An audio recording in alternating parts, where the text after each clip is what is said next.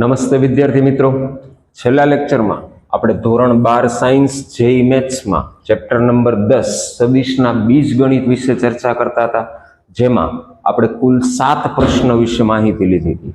આજે એક નવો પ્રશ્ન ટ્રાય કરવાનો છે કે જે જેઈ મેઇન્સ 2025 એટલે કે જેઈ મેઇનની જે રિસેન્ટલી શિફ્ટ ગઈ છે તેમાં પૂછાઈ ગયેલો પ્રશ્ન છે અને ખૂબ જ અગત્યનો કન્સેપ્ટ છે.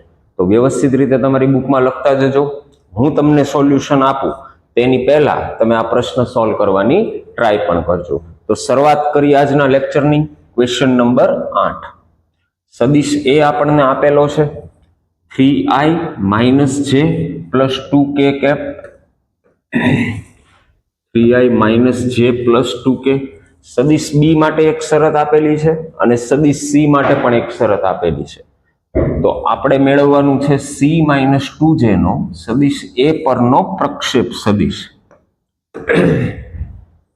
એક સદિશનો બીજા સદિશ ઉપરનો પ્રક્ષેપ મેળવવાનો છે. ખૂબ જ સરસ પ્રશ્ન છે મિત્રો, પરંતુ ઘણા બધા વિદ્યાર્થીઓ આમાં ભૂલ કરી જાય છે. તો સૌથી પહેલા તો આપણને પ્રક્ષેપ માટેનું સૂત્ર ખ્યાલ હોવું જોઈએ. કોઈ પણ સદિશનો બીજા સદિશ ઉપરનો પ્રક્ષેપ, માની લો કે અહીંયા આપણે લખીએ સદિશ એ નો સદિશ બી પરનો પ્રક્ષેપ આપણે મેળવવો છે. સદિશ એ નો સદિશ બી પરનો પ્રક્ષેપ. તો આનું સૂત્ર શું થશે? આના માટેનું સૂત્ર થાય બંને સદિશનો ડોટ ગુણાકાર અંશમાં આવશે અને છેદમાં જે સદિશ ઉપર પ્રક્ષેપ લેવાનો છે, એટલે કે બી સદિશ ઉપર પ્રક્ષેપ લેવાનો છે, તો બી સદિશનું મૂલ્ય એટલે કે તેનું માન છેદમાં આવશે. સૌથી પહેલા તો તમને આ સૂત્ર વિશે માહિતી હોવી જોઈએ. બરાબર છે.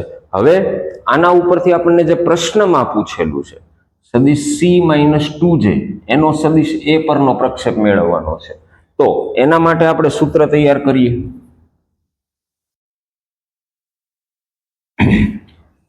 તો અહીંયા આપણે લખીએ સદિશ સી - 2j નો એ પરનો પ્રક્ષેપ. તો એના માટે સૂત્ર શું થશે મિત્રો? સદિશ સી - 2j કેપ, આ બંનેનો ડોટ ગુણાકાર અંશમાં આવશે અને જેના ઉપર પ્રક્ષેપ લેવાનો છે, એટલે કે સદિશ એ પર પ્રક્ષેપ જોતો છે, તો એનું મૂલ્ય છેદમાં આવશે. સૌથી પહેલા તો તમને આ સૂત્ર ખ્યાલ હોવું જોઈએ. બરાબર. તો આપણે આ સૂત્ર પ્રમાણે કિંમતો આની અંદર મૂકશું. તો એના માટે ચેક કરીએ તો સદિશ એ આપણને પ્રશ્નની અંદર આપેલો છે ઓલરેડી. બરાબર છે.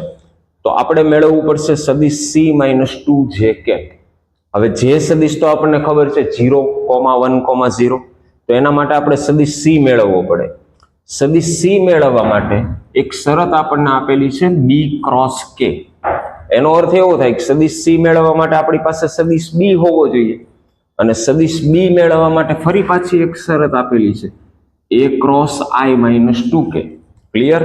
હવે એમાં સદિશ એ આપણને આપેલો છે ક્વેશ્ચનની અંદર, તો આપણે સૌથી પહેલા i - 2k કેપ આ સદિશ મેળવવો પડે. તેના ઉપરથી આપણને બી સદિશ મળશે. તો પ્રશ્નની શરૂઆત ક્યાંથી કરશું? સૌથી પહેલી શરત એના માટે આપણે જોઈએ છે i - 2k કેપ. તો લખીએ અહીંયા સદિશ i - 2k કેપ.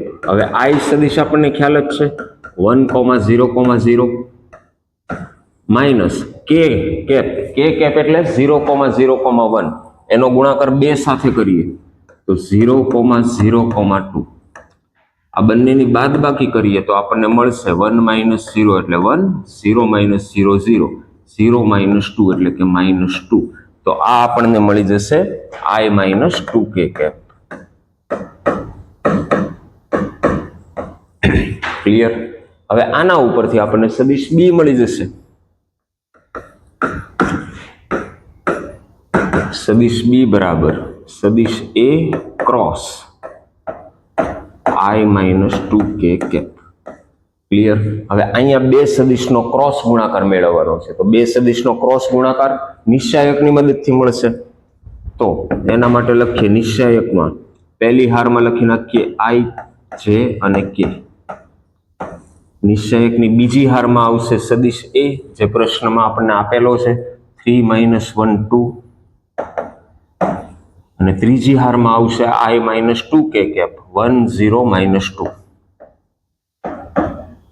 આ નિશ્ચાયકનું વિસ્તરણ કરીએ તો આઈ કેપ કાઉન્સમાં આવશે 2 માઇનસ 0 એટલે 2 માઇનસ જે કેપ 3 દુ 6 માઇનસ 6 માઇનસ 2 એટલે કે માઇનસ 8 અને પ્લસ કે કેપ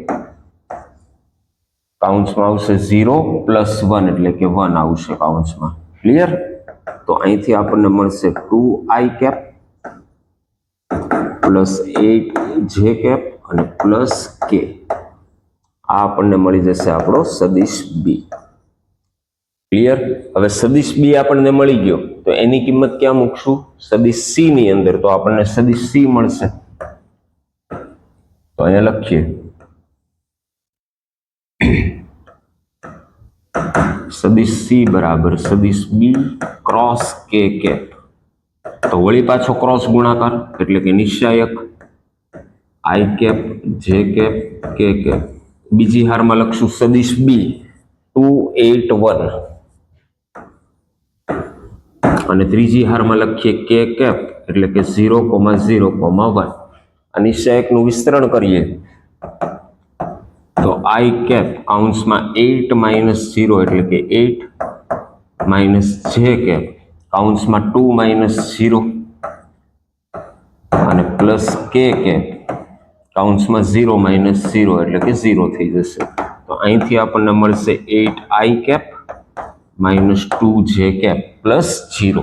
આ આપણને મળી ગયો સદિશ સી. ક્લિયર? હવે સદિશ સી મળી ગયો તો આપણે મેળવવો પડશે સી માઇનસ 2 જે કેપ.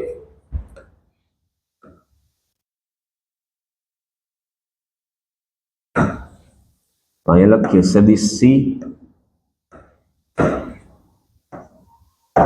માઇનસ 2 જે કેપ.